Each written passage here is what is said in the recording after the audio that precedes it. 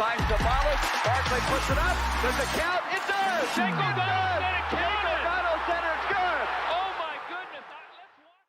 Hello and welcome everybody to another edition of the Solar Panel. Whether you're watching us live on YouTube, Facebook, Twitter, or listening to us wherever you get podcasts, we appreciate you, the Flaming Ballers, more than you know. I'm your host, Greg Esposito.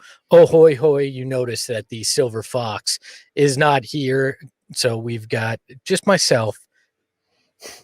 And he's not Carmel Thunder from down under. He's Carmel Thunder right next to me today. Dave not being here throws off the whole boxes. It's Saul Bookman. Saul, how are you? Well, not too bad, you know. Hey, talking about some good stuff today. So, yeah, let's get to it. Yeah, you and I are both kind of on the injured list. I've been sick for the last 3 days. You woke up in the middle of the night sick, and Dave is handling his mother's 80th birthday. Happy birthday, Mrs. King. So I assume she's Mrs. King. So, but I don't know. But happy birthday nonetheless to Dave's mother. But yeah, hey, look, this is, and pardon me, I don't know that if emotional is the right word, but it's kind of cathartic. Saul's giving me a look, but I worked for this team for 5 years. We've done this podcast in some iteration for 4. In all of those, I never got to talk about a playoff team. I never got to experience a playoff team. And now this is something special. This is something fun. No R in the chat. I am not crying. I'm just thinking about all the years and the struggle that the fans have gone through. Yeah, it's so beautiful. I can't believe it. No, but look, this is something special.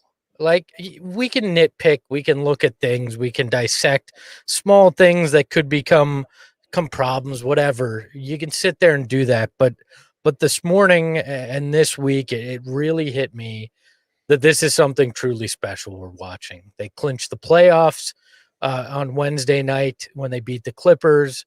They take the best spot in the West, in the entire NBA, Friday night beating the Utah Jazz. There is something special happening here in Phoenix. And as fans who have suffered through Shannon Brown and Michael Beasley and Hamed Haddadi and Wes Johnson and a poo-poo platter of point guards and a million different hardships over the last decade. I mean, hell, we've gone through a global pandemic together during this drought. For sure. You all deserve this. You deserve to enjoy this as fans. I got a little video. You want? Yes. Hit me with a video. Because screw it. How about this? How about we just let Kevin Ray kind of sum it all up right here. Come out, deliver an early knockout blow. They send the Jazz home with an L. They capture the season series via the sweep. And guess who has moved into the top spots in the NBA, courtesy of a 121-100 victory? That is your Phoenix Suns. At 45-18, they moved to 25-9. I mean, just awesome. Just awesome. And completely unexpected. I mean, I joke. There's one person that I saw, a guy named Justin who hosts Fanning the Flames, that thought they'd be a 1 seed. And even I thought that was a shtick that he was just doing. Nobody thought they'd be a 1 seed. This is truly special. This is truly amazing what they've accomplished. And a lot of the credit goes to Monty Williams for what he's been able to do with this group, James Jones for putting it together, Jeff Bauer for hiding in the shadows and finding a way to have an impact, even though none of us know if he's real or if they just claimed he's part of the organization for credibility and he's sitting on some island somewhere. I don't know. Yeah, he's the only individual I've seen less than Lance Blanks, and that's impressive. So yeah. I don't subscribe to that. The Bowers. I know a lot of people like to give credit to Bowers for whatever, but I kind of I kind of took a lead off of Adia Barnes when she was going to the national championship. Nobody really realizes that her husband is an assistant coach on that team, and you didn't hear that not one time during the entire run. Why is that? Because it's not important. It doesn't. They're not the ones that ultimately make the final say, right? And so with the Jeff Bowers thing, I'm like, whatever. I'm not trying to hear it. I'm going to give James Jones all the credit. If you want to be the guy in charge, then be the guy in charge. But we've seen when that happened before, and Jeff Bowers didn't get it done. So I'm not a big fan of that. Yeah, I'm just I'm trying to give credit to the entire group, but you're right. James Jones sits in that chair. He put together the roster. He has the final call. So congratulations to him for what he's done. And people need to talk about that. Yeah, people need to talk about that. I don't think any of them are getting enough credit. Well, I mean, but like the amount of shit that Robert Sarver has gotten over the last decade. And some of it deservedly so for bad decisions, which I think he would fully admit. Like, yeah, I swung and missed on that, and I thought I knew this, and I thought I knew that, and it was not exactly the way it needed to go. But it takes a special person to realize that you don't have that skill set or that vision to be able to kind of recalibrate, however stubborn it might appear, and get the right people in here to do the right job. And in less than 2 years, they have completely turned it around. Once they got rid of Igor and Ryan McDonough, it was everything has been on an upward trajectory since. Look, I don't mean this as a negative, but Robert Sarver has always been a pretty good owner when things are going well. Things have gone well since Monty Williams and James Jones have taken over. I'm not willing to change my tune until there's some kind of speed bump and he still stays out of the way. But for now, I agree. Give him credit for allowing James Jones to sign the long-term deal for Monty Williams to get him to choose the Suns over the Lakers.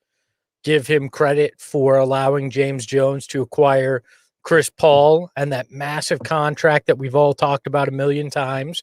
So he deserves credit there. I agree wholeheartedly about that. So look, there's all sorts of things you can look back and say, hey, that's why the last 10 years have been what they are. But right now, put it all in the rearview mirror. Enjoy what we're sitting here, and I'm not saying you, Saul. I know. No, I got you. Are. So, but like, freaking enjoy this. This is going to be a fun run, regardless of what happens. And like I've said numerous times on the show, we don't know when this will happen again. So we damn well better enjoy it while it is happening. And who knows? It could end in the first round. It could end with an NBA championship. It does not matter. Enjoy the damn ride, because this is something we haven't seen in a decade, and I can't express fully how much the last two nights have actually meant to me. I mean, the last time they made the playoffs, I was in my late 20s. What hadn't even worked for the team yet. Didn't have a wife, or just had gotten a wife. Didn't have a daughter. Like, life changes so much in a decade that you're sitting there, and so much has changed since the last time they made the playoffs, and we should very much enjoy whatever is coming up on this road. I have a couple thoughts. First of all, Seabuck Star, no, Igor was a terrible effing coach. He was awful, trash. I don't care what anybody says. He was awful. I love game management, personnel-wise, substitution patterns. I just not a fan at all. Now, with that being said, we're going to let that go in the past because, because it's not important. And yes, I was on my second marriage back when the Suns were making their run. So yeah, it was good times. But the most important thing is that this team has figured out a way to get it done, and it is pretty cool last night to watch some of the pieces Mikhail Bridges is probably the piece that I'm not going to get emotional about it, but that I look at and I'm like, wow, like, look at where we're at. You know what I mean? Like when Mikhail Bridges is catching alley-oops, and I mean, like, that thing was almost out of reach, and his go-go gadget arms just pulled it in and threw it down. And then the very next time down the court, he does a beautiful step back three, and you're just like, look at this kid. Like, wow. This is, and he's kind of a microcosm of where this team was versus where they are now. We're talking about a borderline all defensive team player. We're talking about a borderline, possibly even all-star if he keeps developing the way he is, you know what I mean? And we're going to get to that down here in a little bit. But, I mean, it's just been fun to watch this team. I'm so excited for them. Guys like DA, who have been getting bagged on left and right for the last 2 years, and some of it deservedly so. He's finally finding himself. Chris Paul has a huge hand to deal with that. Devin Booker is a leader. He's a leader. And I don't think we really saw that before, because they were on a losing team, and you're like, okay, well, the best player on a losing team, is that like even really that great? And he's starting to prove that, like, he's got more to him than just that. Last night, he had some buckets that were just like, wow. One specifically against Rudy Gobert that went viral last night. Beautiful step back, and he just crossed them all up. So I just think it's a beautiful culmination of a lot of different things, and for Suns fans specifically, because let's be real, like people like to make fun of people who say we when you're talking about your team, like, when you're talking about other like fans in the room, you're like, well, we are number one in the West. You should say we, and the reason why is because the fans are the ones that are in and are stick with their team no matter what, no matter who comes in and who comes out, through the thick, through the thin, the entire gamut. And that's why it's your team. It's absolutely your team. And if you want to say we, you say we, because you're just as much a part of the organization as anybody else. And when Devin Booker says it felt like there was 10 to 15,000 fans in the arena last night when there was only 6,500, it's because he acknowledges that the fans are just as big a part of this as anything else. And we deserve it. We fucking deserve it. It's been so long, and it's not that it's been so long. It's more that it's been so long in such a horrible series of ways. Yeah. It's just, oh man, you couldn't write an uglier book than what the last 10 years has been. And for it to all finally, come out the way it has been right now, we're looking at a Suns team that's tied for number one in the West. And they get the tiebreaker because they've swept the Jazz this season. And they're 2.5 games up on the Clippers as we speak. The Lakers lost last night, so they drop back. The Lakers are in a battle right now for that 5 and 6 spot. And if they're not careful, the Mavericks are going to overtake them, and they're going to have to find themselves in the 6. And that'll be interesting. Yeah, look. I think the Swears for Kids fund has gone up, but for a good reason. I 100% agree with you in what you're saying. Look, owners change, coaches change, players change, uniforms change, arenas change. You know what doesn't? This fan base. They've been here throughout the thick, throughout the thin. It is well worth it when you get to experience a year like this. And cheers to you. And that play that Devin Booker put on Rudy Gobert, it may have been a while for most of you who've seen Bambi, but there's that scene where Bambi tries to stand up for the first time and his legs go everywhere. That's what Rudy Gobert looked like. Devin Booker put him in a blender, and it was freaking beautiful. And it was beautiful, gorgeous. To anybody also that sits here and says, well, they were 5-2 in this really tough stretch, but they didn't play these guys at full strength. You play who's on your schedule, right? And what the Suns have done is they take care of business regardless of who's playing, and I give them major props for that. If you're watching on the stream, there's that Devin Booker clip over Rudy Gobert, and that is just sick. Let's just admit it. That is just sick. That's watch that on repeat a million times, couldn't I? And that's one of the best defensive players in the league. And Devin Booker just said, "Yeah, I'm going to stick that in your eye. Take that, all right." And that is, I think that is a microcosm of what this season has been. It is proving everybody wrong, doing things that people did not think were things you could do, and basically making Rudy Gobert look like a fool on the defensive end. It showcases that. Devin Booker did that last night. Look, this Suns team is for real. Doubt them. Doubt them at your own peril at this point. If you're national, look, anything can happen when the playoffs roll around. I get that, but this team has proven itself night in, night out. They don't take nights off. They come out and they play, and they play hard, and they try to play up to expectations. The thing that showed that to me the most Friday night was the bench unit. They came in, and in particular in that late in that third and that fourth, they weren't shooting well, right? And that's when a 20-point lead can become an 8-point lead real quick, right? But what they did was they out hustled the Jazz to get second chance points, lots of tipped rebounds, lots of fighting for that second and third opportunity. And that kind of grit, that fight is what I love to see from that unit, because they won't play huge minutes in the playoffs, but they can play impactful minutes. And if they do those little things like they did to ensure that lead didn't shrink against Utah, this team will be in a very, very good position in the playoffs, because those are the kind of minutes that they're going to need in the few minutes that you are giving your starters rest and strategically matching up against your opponent when they're bringing in their bench. If you can win those minutes, it makes it a lot easier on your starting unit, and that's what this bench group has done all year for the Suns, and in particular Friday against the Jazz.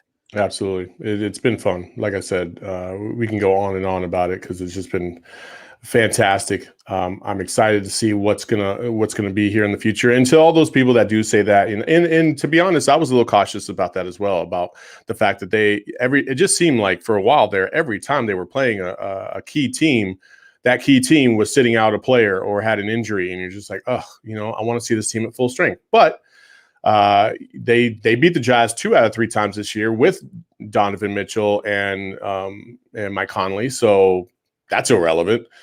They beat the Bucks at full strength.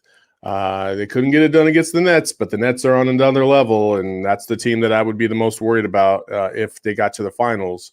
And then obviously the Clippers, when they have had everybody in the fold, they competed the first time after being down by 32, came back. The second time, they kind of fell apart in the fourth quarter because of the strength of a back-to-back. They were kind of, their legs were kind of gone in that fourth quarter. And then last time they beat the brakes off of them. Okay, cool. You still got to worry about the Lakers. Mm-hmm. But outside of that, they are legitimately the best team in the West. Like legitimately, because they have played the best with the cards that they've been dealt. And they just had one of the toughest stretches in the NBA. This last 7-game stretch was the 3rd toughest in the NBA this season. And they went 5-2. And they were competitive in the other games, except for Boston. Boston was kind of like, meh, that was kind of trash all the way through. But against Brooklyn, they were competitive, fell apart a little bit there.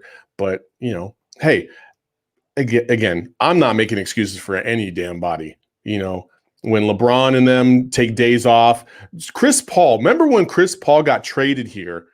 Everybody was talking about, man, if we could just get 75% of the season with Chris Paul, that's a win. And people thought that we were going to schedule games off for him. And he has not wanted to come out, not once. Nope. Not missed one single game because he wanted to sit out. He didn't need any damn load management. He's a superstar. He's a professional. And I didn't really appreciate Chris Paul the way I think we all should have until he got here and showed us this season what he's really all about. And Jesus, I mean, he's top 3 point guards in my lifetime right now for me, because of the way he's carried himself, the way he has taught this team how to grow and to build alongside Monty Williams. I think they both should get equal credit in this because Monty was doing this and developing this 17-win team into a 34-win team heading into a bubble and going 8-0. Like, we can't forget about that part. He's always talked about his or spoken about his program. It's always a program. It's about the culture. It's about the program. And it's hard. It's hard, Espo. Espo, you know me personally. Some of the things that you and I have had to deal with in our personal lives. And sometimes if you don't surround yourself with a good culture, it can be toxic. It can be toxic. And Monty Williams had to come in here and not only revamp this or, kind of develop this roster and revamp it to a degree alongside James Jones, but he had to change the culture.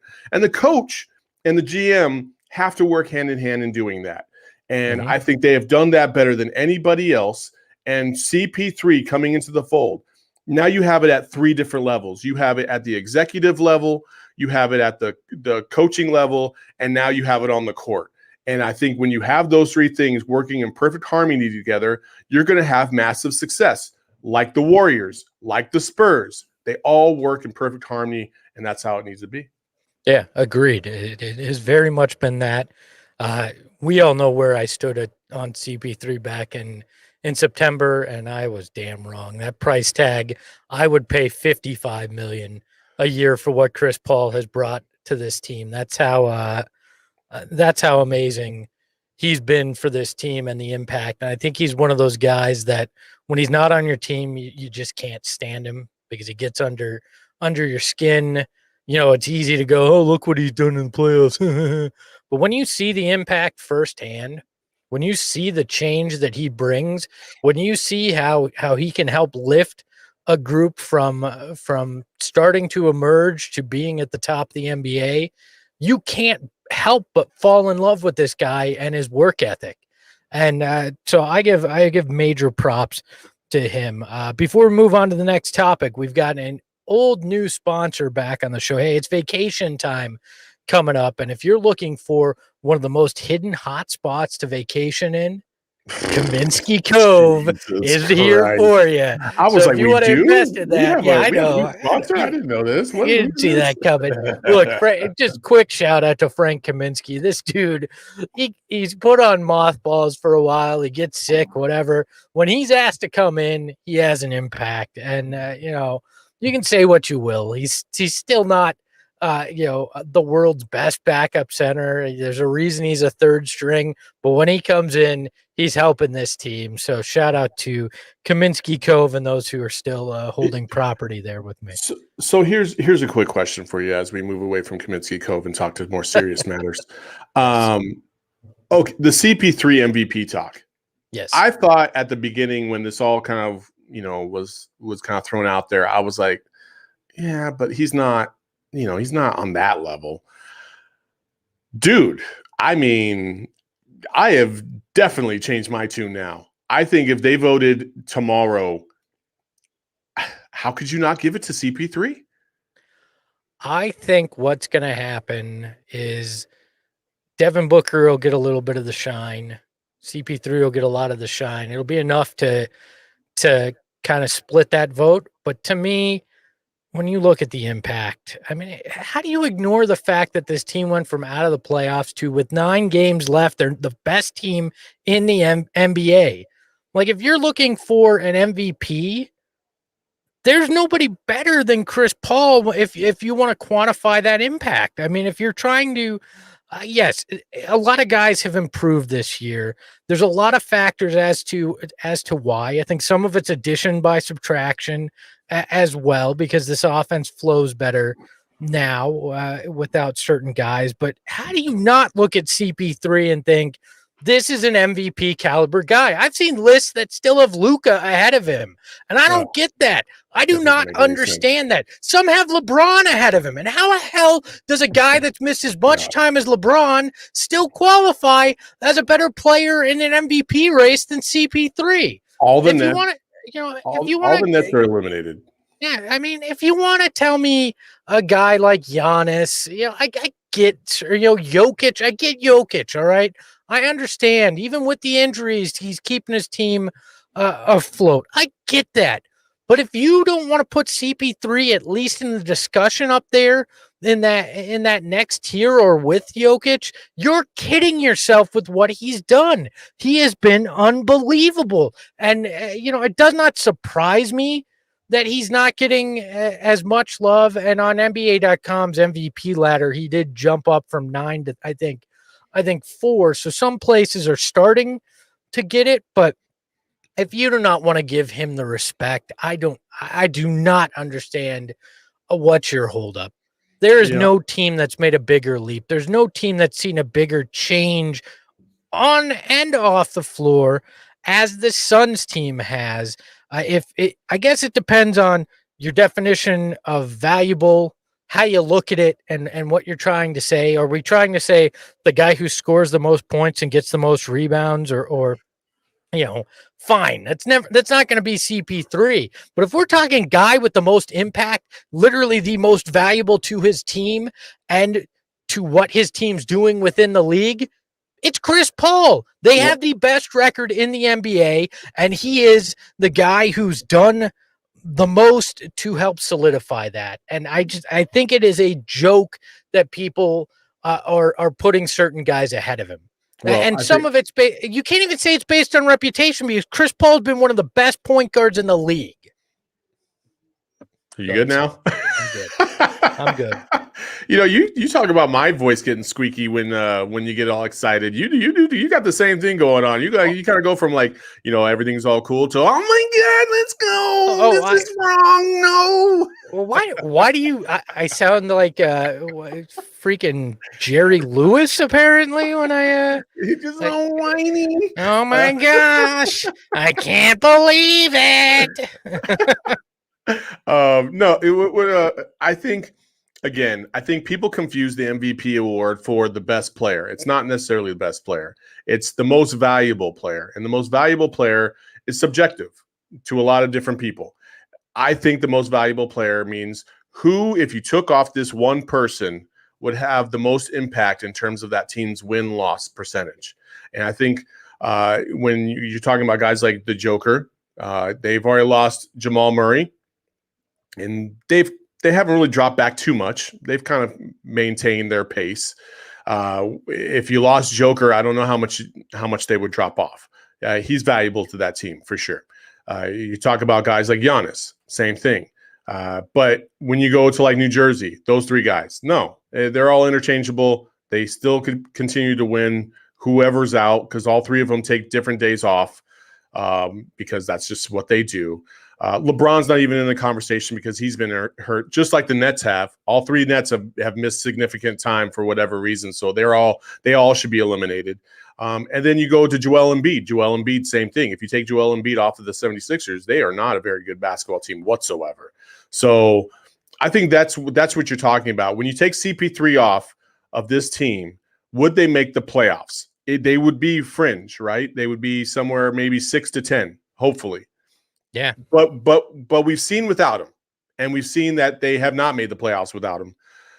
And with him in the fold, they are the number 1 seed in the West, which is something you never would have said before. You would have never guessed. Nobody guessed it.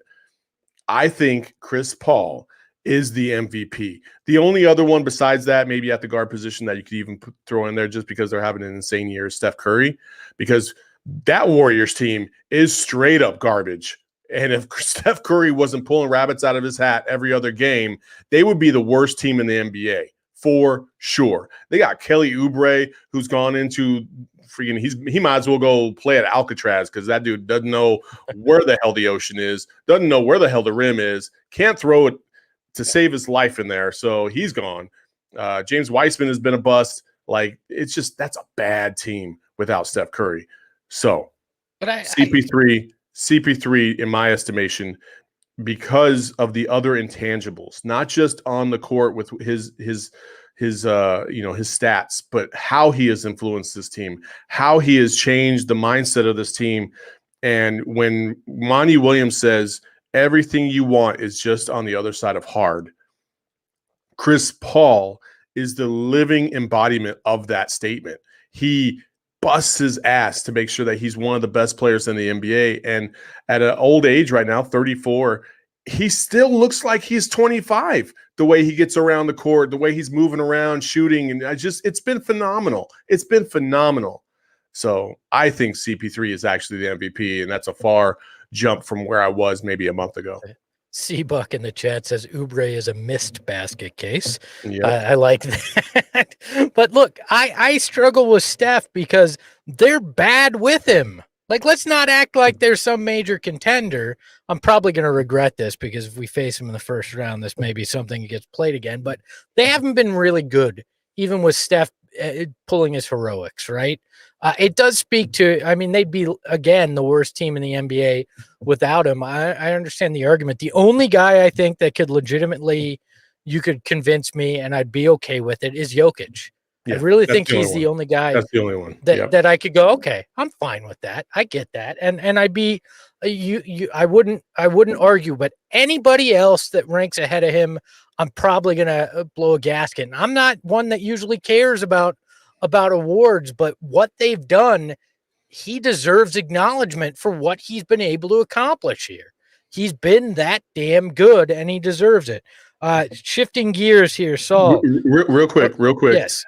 If I told you last year that we were going to trade Ricky Rubio and Kelly Oubre away, and we were going to get Chris Paul, and somehow, some way, one of those three players was not going to be, it was going to be hands down the best one of those three, would you have even said like, oh yeah, well CP3 is clear and above that? I don't know. Yes. I think we felt like he was an improvement, but not this much of an improvement. Well, and I think a lot of people were very high on Kelly Oubre, and people just love them. And a lot of people were sentimental about Ricky Rubio for whatever reason. I don't get that one either. But dude, I get Rubio because it's like Stockholm syndrome. We were without an actual point guard for so long that one that resembled one. No, James Jones. The James Jones fleeced the NBA to get CP3 here. He did. Holy crap. Yeah, those two assets are nothing. They're worth nothing right now. Nothing. But that speaks to why Monty Williams is such a damn good coach, because last year they both looked like something special. Yeah. So, and let's be honest, OKC wasn't exactly looking to gain a windfall. They were just trying to find anybody willing to take CP3 in his contract. Like, that's how crazy this is, right? Like, that's how crazy this is. So Trevor Cox in the chat. I was ready to marry Kelly Oubre. That would have been one of those Coyote Ugly situations where you rolled over a year later and ready to chew off your own arm to get away without waking them up. Kelly Oubre definitely is the version of you hooking up with a girl at the club, and then the next morning you're like, oh, what in the hell did I just do? Yeah. I saw he has like a CarMax ad now too, which I think I think is appropriate because he is like buying a used car right now. You never you don't quite know what you're gonna get. You're like, it looks nice on the outside, but holy crap, what happened in here? It's not good. It's been through 6 accidents and I forgot to look that up. R.I.P. Valley Boys. Oh, we can joke now because we're watching. He's a good dude. He's a good dude. Like, I shouldn't be dragging him the way I am, but you do got to perform on the court. Yeah. That's half the fun. So, looking ahead to the playoffs, right? We kind of touched on this last week, but now after this week, I want to hear who you really want to face in that first round of the playoffs. If you got the ultimate matchup for this Suns team, who are you taking in the first round? Oh, man. Well, if I had my perfect scenario, I would take the Mavs in the first round. But I don't think that's going to happen because that would require the Mavs to start losing and dropping down out of that 6th spot. That would mean the Trailblazers might move up, and so on and so forth. I don't want to see Dame. I don't want to see Dame in the first round, and I don't want to see the Spurs in the first round. So I think by process of elimination, by those 4 teams in the 7 to 10 spot with the Warriors, the Spurs, the Trailblazers, I'm forgetting a team. Memphis. In Memphis. I think I'd rather play the Warriors, and I'll live with, Steph dropping 95 in a game and then winning 1 or 2 games. But the Suns would be too much for them in the long run. Steph still worries me, and Steve Kerr, like, that concerns me. I don't want anything to do with Greg Popovich. That will perpetually scare me. He could be running out 5 fifth graders and an NBA G League guy, and I'd still be concerned that he'd find a way to win. So I want nothing to do with the Spurs. Portland, whenever you have McCollum and Dame, I don't care how they're playing throughout the regular season, there's a chance it clicks in the playoffs and you can't quite handle it. So, I'm looking at Memphis is the team I want to face. Do they have talent? Sure, they have talent. Is Ja Morant a very good player, borderline great player? Yes, but they're inexperienced. They're super young.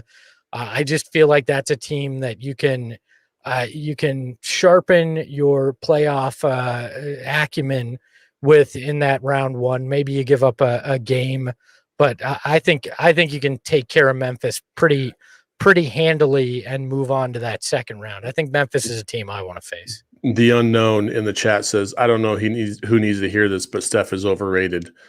And I will not have any Steph Curry slander on this show. I will tell you that much right damn now. Look, he was almost a son. Team light skin. He was almost a son, so no slander here either. If you can't appreciate Steph, you obviously have not watched enough Steph.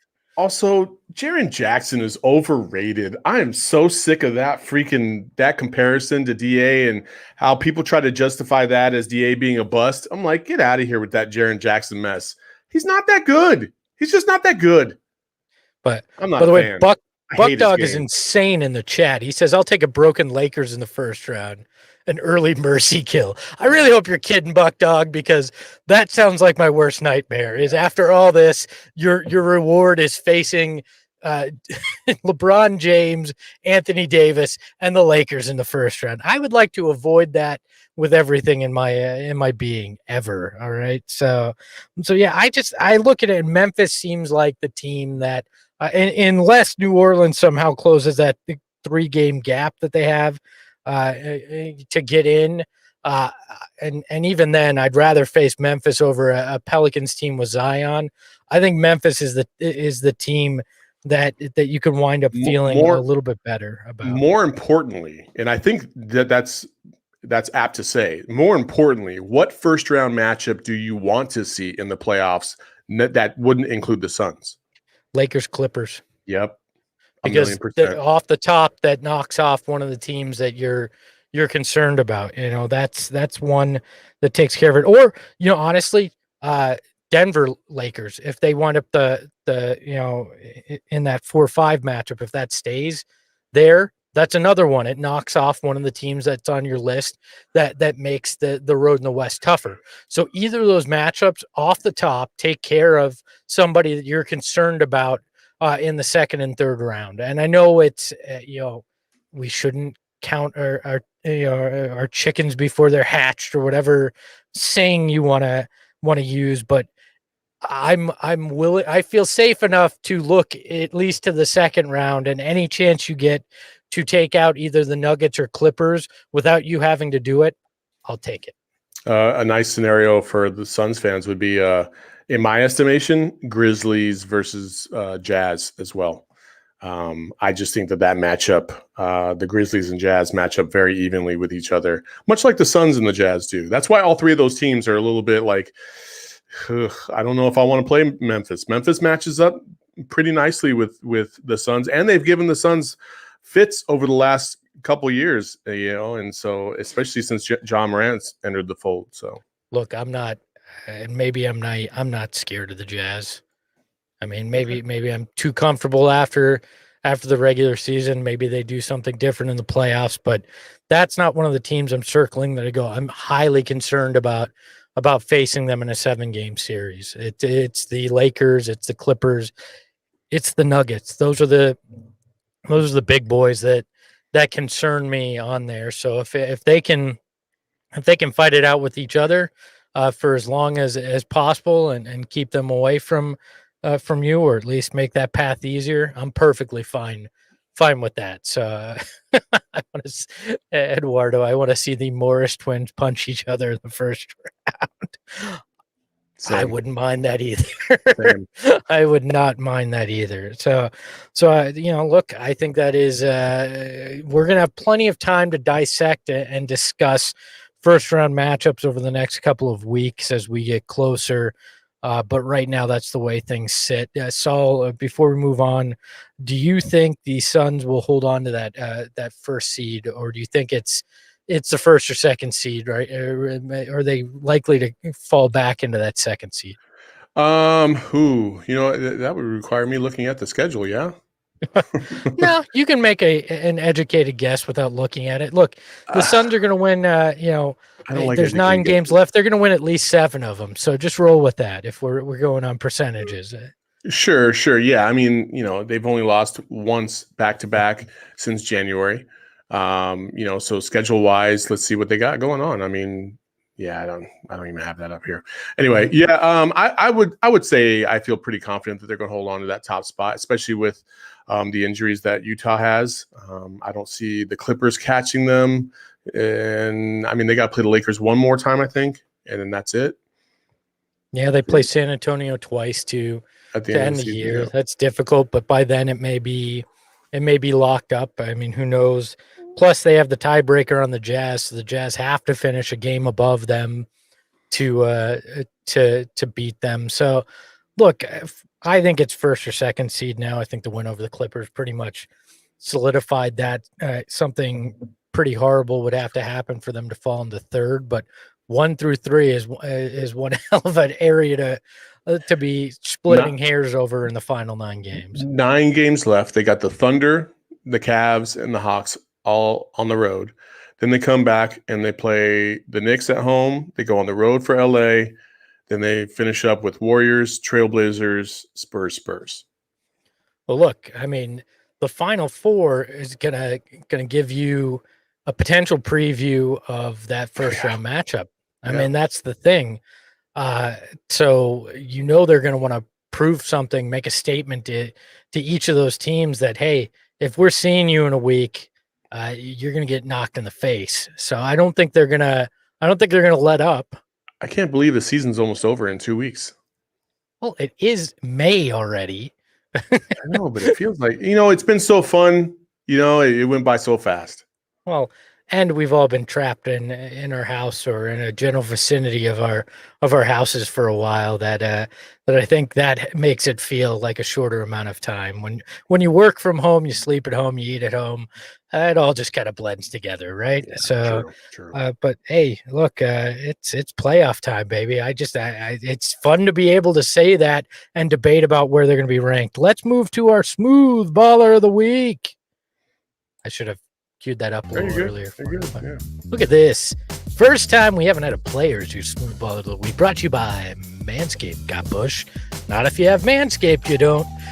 So our Smooth Baller of the Week is head coach Monty Williams. The Suns finished 5-2 during the third most brutal stretch in the NBA schedule this year. They clinched a playoff berth and they took the number 1 seed in the NBA. If it had to be Monty this week. So you know what? If you don't want your downstairs to look like Monty's chin in that photo, get Manscaped. Use the code FlamingBallers for 20% off and free shipping at manscaped.com. Once again, Flaming Ballers, and you can make sure that you don't got that reverse Cam Johnson going on downstairs.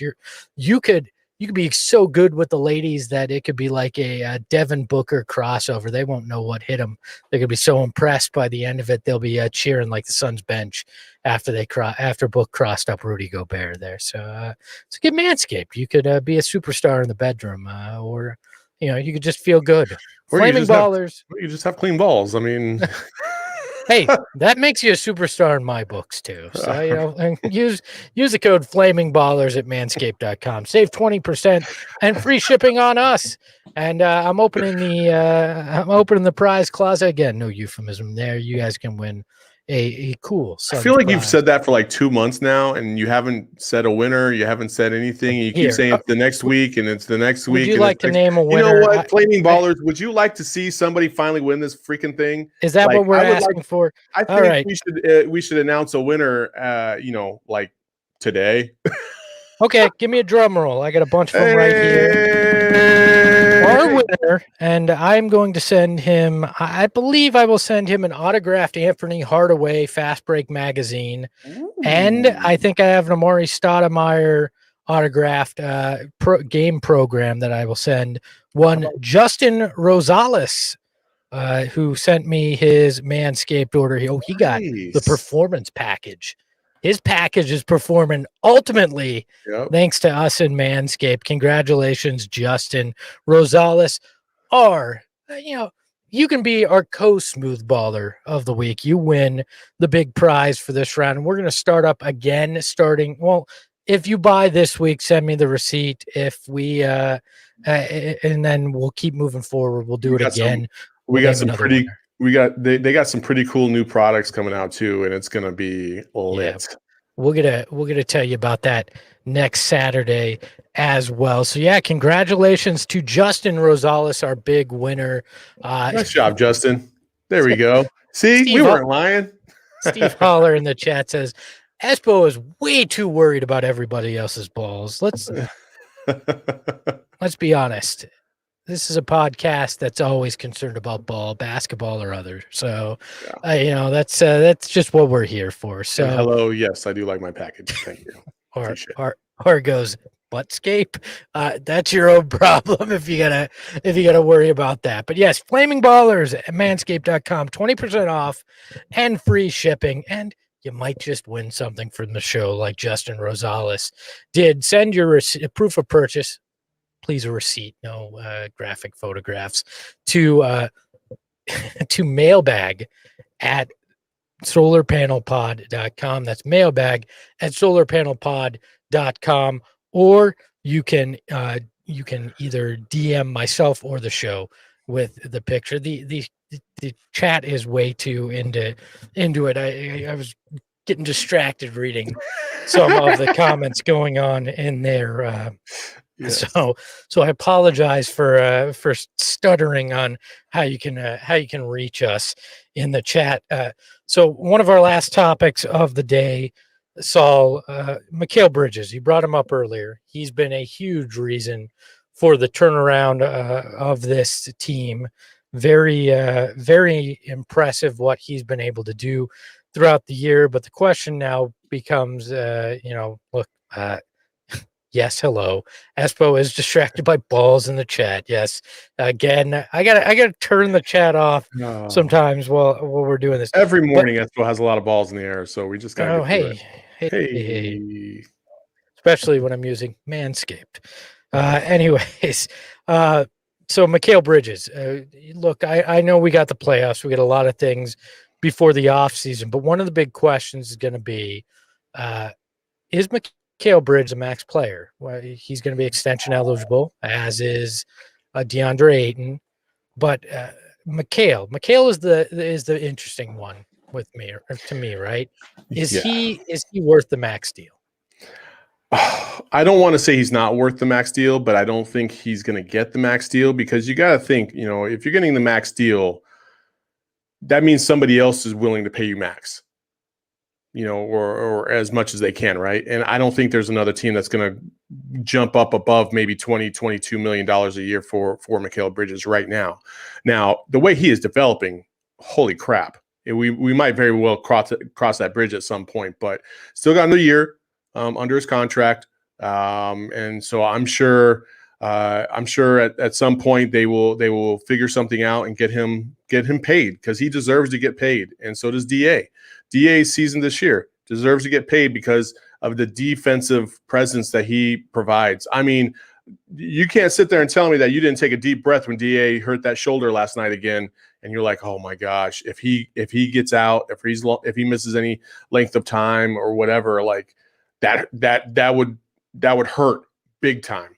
So I think both of them probably won't get the max, but I think both of them deserve 20+ mil a year. I think that's probably what the range they're looking at. Somewhere between 18 to 22 is probably what I would guess. I think we've always known that both aren't going to get the max. You just can't do that with Devin Booker already having the max. You might have to with DA, though. I will say that. You might have to with DA because other teams might want to offer him more.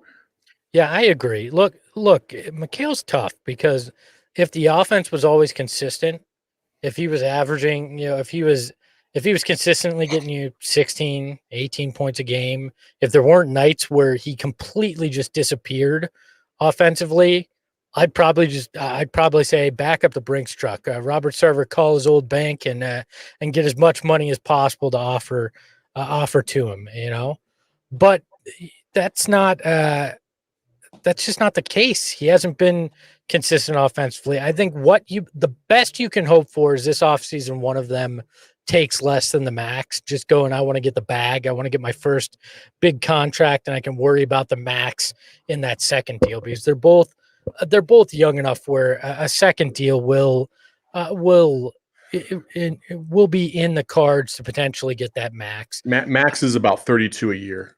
Right now. So look, I think you got to try to get one at least in this year under the max. Either one, whichever guy goes. I'll just take that. I'll take the big payday right now. I'm okay with $24 million a year. It'll change my life and my family's life, and I'll get the max next. And I actually think DeAndre may be more likely to do that than Mikhail might be. Mikhail might bet on himself and go, look, I want to wait until that restricted free agency and we'll see. But I could see DA going, you know what? I joked that it was about getting to that second contract. I'll take that 24 mil. I believe in what we're doing here. I feel good. And he doesn't strike me as the guy that feels like he has to have the max, right? He does not strike me as the old Sean Marion type where he's going to feel slighted if he doesn't have the max. He feels like a guy that's going to go, holy crap, I'm making $25 million a year. That's amazing, kind of guy. Now, I don't know what his agent's mindset is. Obviously, they want to squeeze every damn penny out of whoever they're going after, and rightfully so. They're paid on a percentage, but DA strikes me as a guy who may not be fighting for that max. But you know what? Like was said in the chat, not our problem. That's James Jones' problem, and it's not a problem that we're going to have to worry about for another couple of months, hopefully, because we're talking draft and what free agency will hold playoffs to talk about now.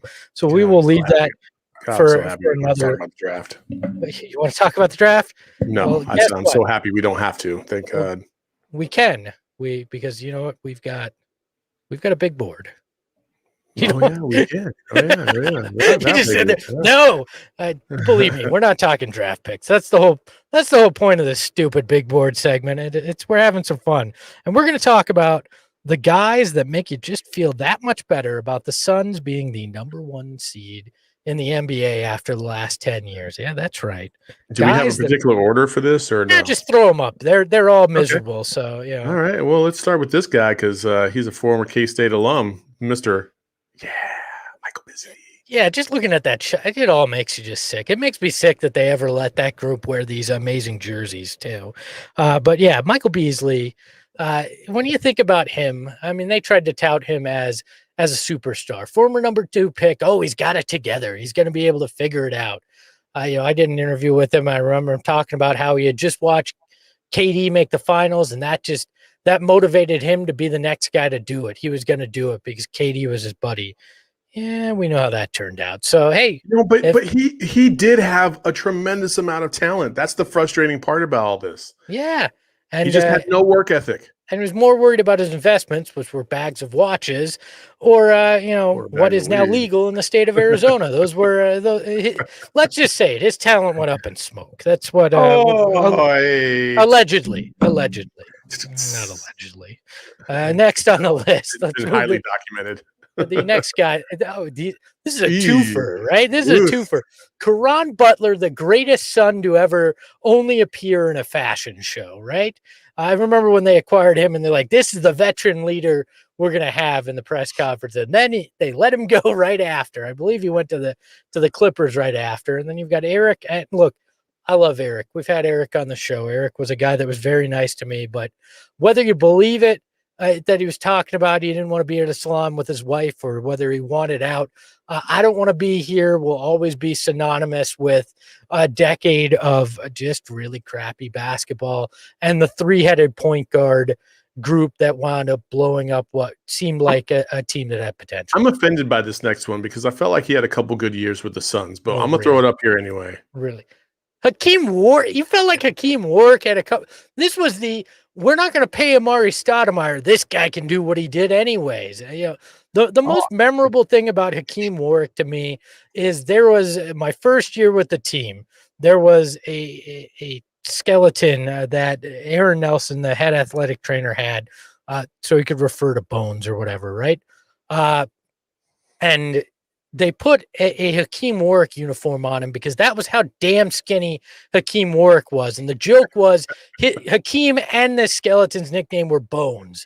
And we couldn't tell the difference when we walked back there. So like, that's what I remember about Hakeem Warrick. That was synonymous with the turn from Western Conference contender and championship game to, oh, I guess we're on the downslide now. So that Hakeem Warrick will always be there for me.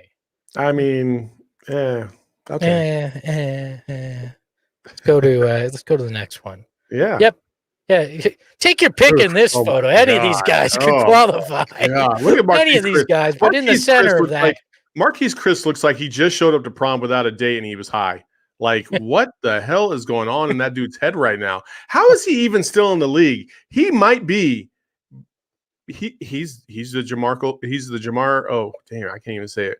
What, Jamarcus Russell? Yes, Jamarcus Russell. Yeah, Jamarcus Russell of the Suns franchise. You know what I didn't notice in this photo until right now? He's doing the Al Bundy. He has his hand in the waistband of his That's the first thing I noticed. I didn't even notice that last night when putting this together. But Earl Watson in the dead center of this photo was who I was talking about. A guy much like Lindsey Hunter, another name that makes you cringe when you think about it. Wasn't qualified to take it, but still took the coaching reins. And Marquise Chris looks like that kid in class, or that the teacher's starting to go around the room and call on kids to answer certain questions, and you know it's coming to him, and he's like, "Oh shit." I guess I got to play basketball again. I guess so. I should have studied last night. Our final on the big board that'll make you feel really great when you consider where we've been. All the freaking point guards the Suns had that had no reason being in the NBA. Look at all of them up there. I bet you can't even name half of them. You got Tyler Ulis, Isaiah Cannon, Josh Gray, Jawan Evans. I'm actually forgetting one of these guys. And you may not have noticed, but I did. Shaq Harrison. Shaq Harrison, thank you. That's who I was forgetting. And you may have not even noticed that I snuck in a picture of Jim Carrey's character from The Cable Guy in there, because that's how nameless all these point guards were in this run. So, you know, when I first got to Bally Sports Arizona, and I was doing social media, I was used to just kind of like saying whatever I want. I forgot you had to represent the brand, right?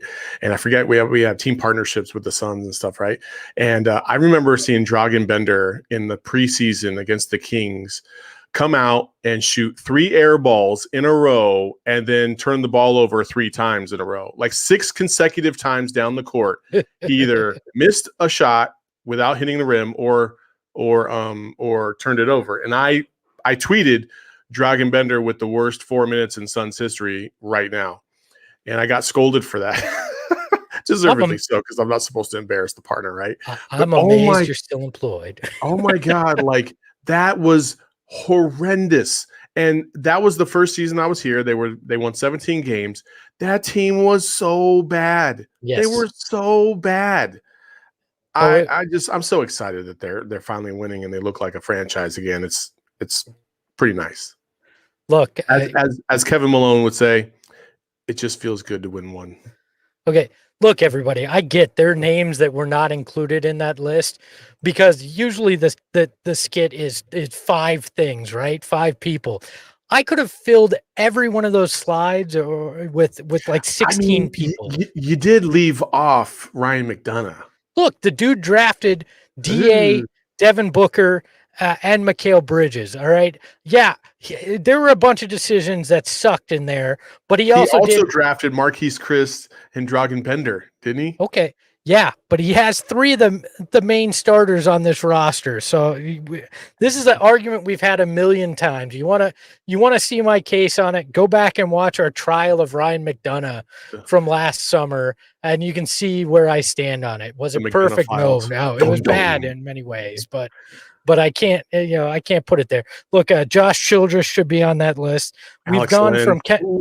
We've gone from Kendall Marshall to Kendall Jenner. I think that's a big upgrade. Yeah, Mikhail was James Jones' pick, by the way. Who? Well, no, Kendall Jenner was. No. Mikhail was not James Jones' pick. No, Mikhail was the same draft as DA. So yeah. Matt Wynn, come on now, get your facts straight. You can hate on McDonough. That's fine, but 3 of the main pieces came from him. I'm not whatever. And only 3.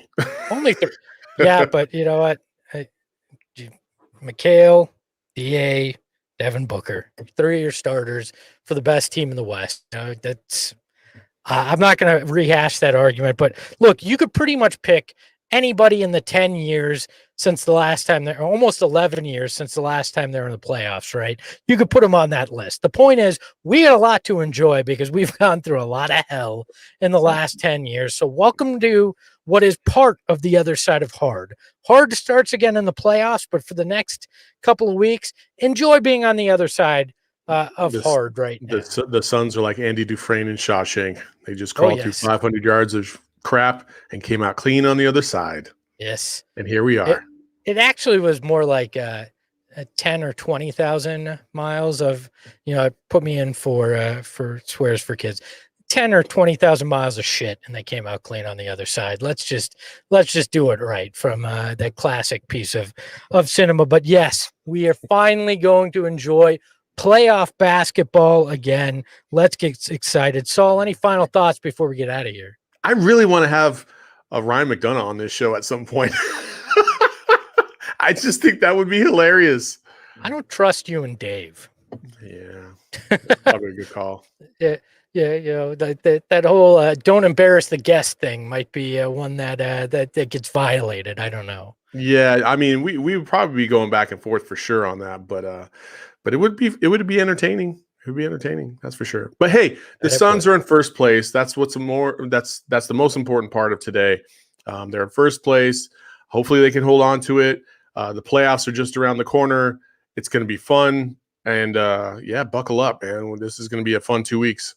This is what sports is about. A team that totally is defying expectations, that could do something special for a fan base that has been dying for it for 10 years, but let's be honest, has been dying for it for 53. This group deserves a championship, and that's you can do that when I'm out sick or for my mother's 80th birthday, which will be like in 20 years. So good luck. Are you guys besties? Is that why you're opposed to this? We're not besties. I just respect the guy, having worked with him. I respect him too. I respect anybody I actually spoke to McDonough after he got fired. We were at the Waste Management Open and I talked to him for like 10 minutes.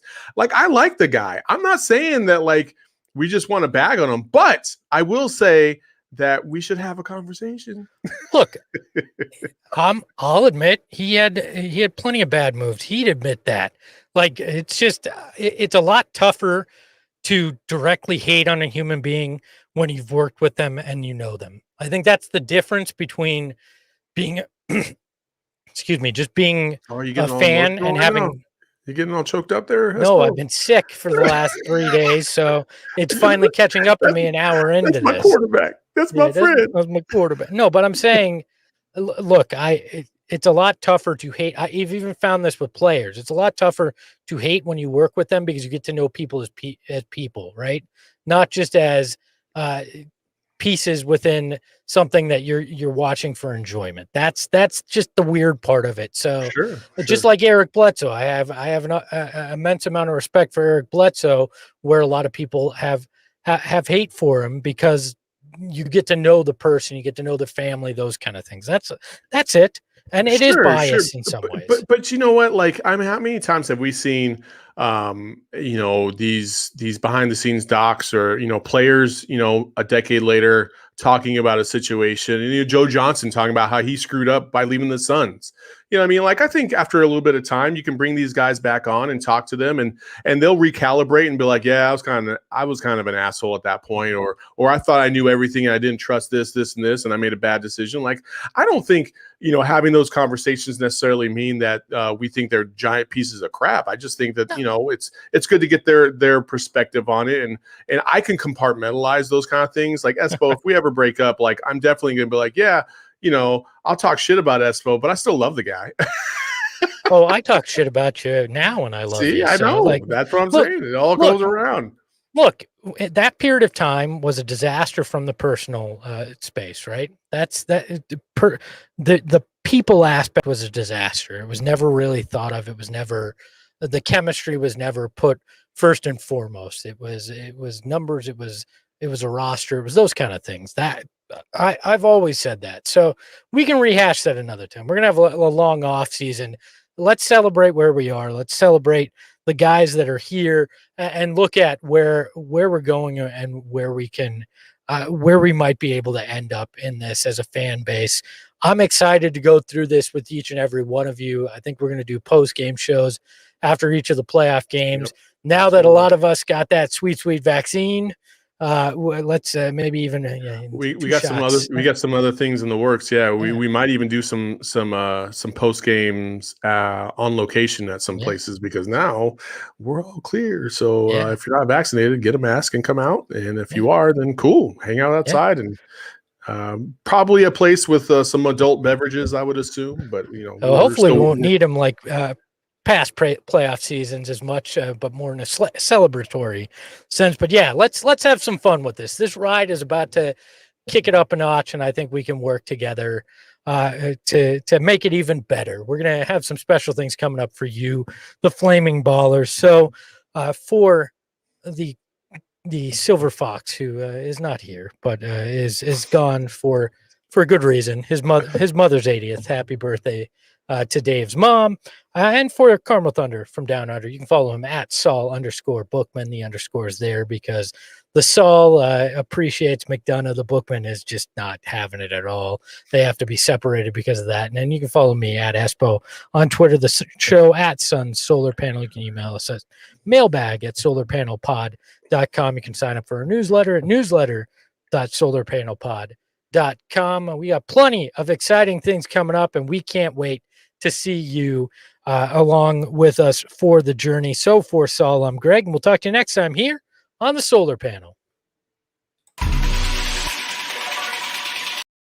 You want to say ahoy hoy real quick before I cut to this thing? Ahoy hoy. Barkley, 20-footer, yes, for the tie. For her turnaround shot in the air. It's good. Flash,